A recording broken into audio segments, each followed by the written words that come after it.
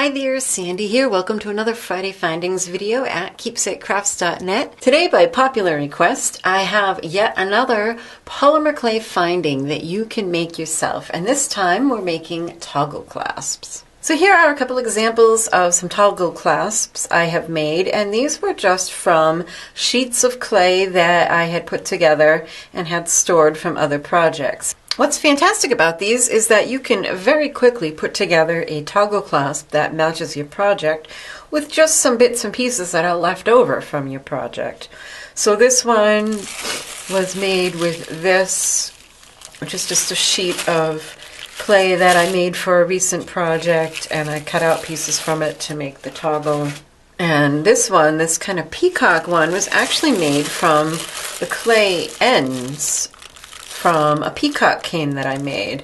These are just the ends that I cut off and saved because I thought they were pretty, and made this kind of interesting toggle clasp. So let me show you how easy it is to put together. Here I have some more sheets of clay that I've stored with press and seal, and if you want to learn more about how I store things using press and seal, you can go to the video that's linked in the cards.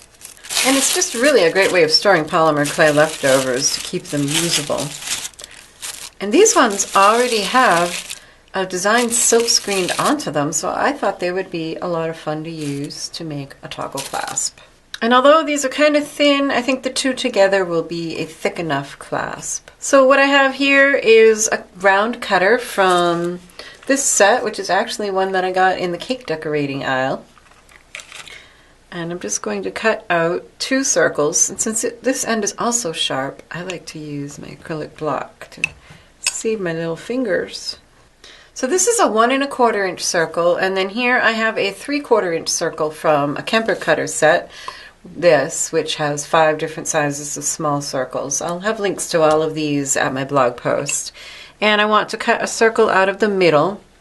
And the best way is to hold it up so that you are looking directly at it and try to get it as centered as possible. And this will give about a 1/4 inch all around. And I'm only going to cut the circle out of one of these for now.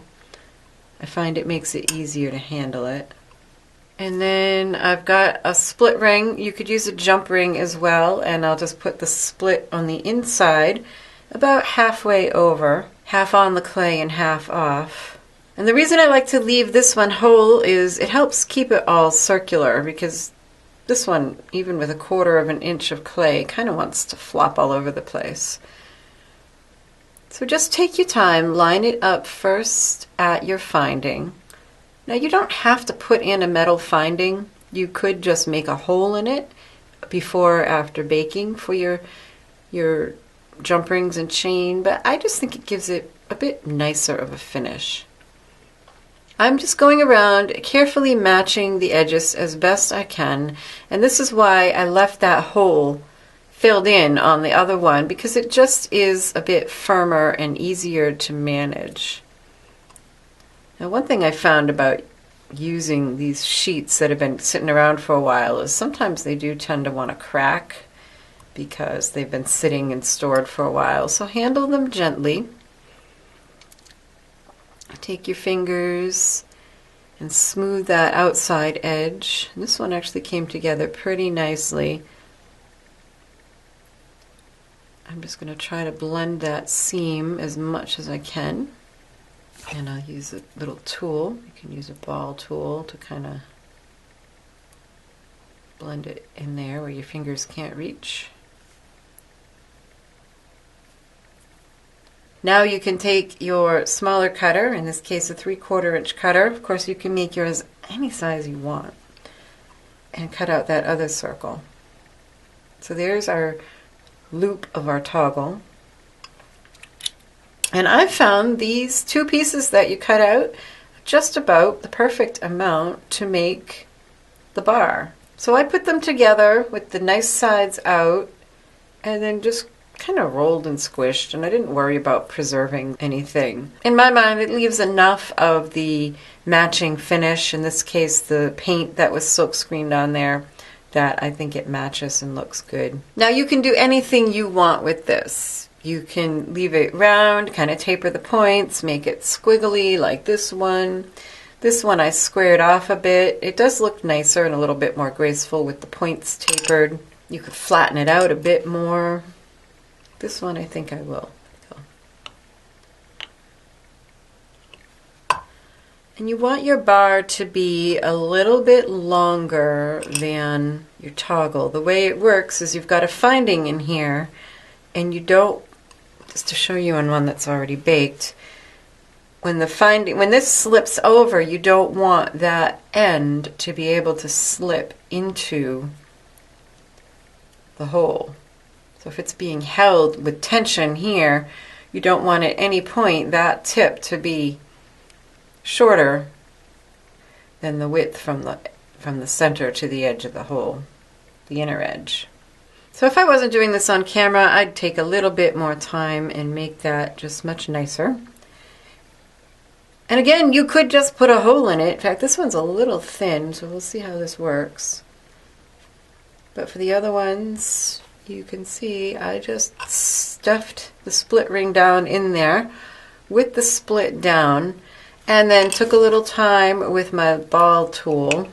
Another thing is just take a brush with a little bit of liquid clay and dab it in there. And that will help give you some security, especially on this one where I made it thinner. It's going to be a little bit trickier. I'm going to leave this on my work surface to keep that front side flat. And just sort of bring those edges together over the metal piece.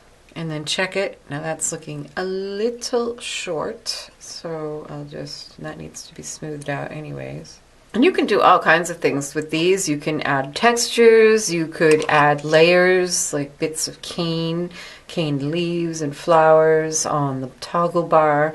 Of course, make sure that it will still be able to pass through the hole this way, and that it won't be too short this way or this way.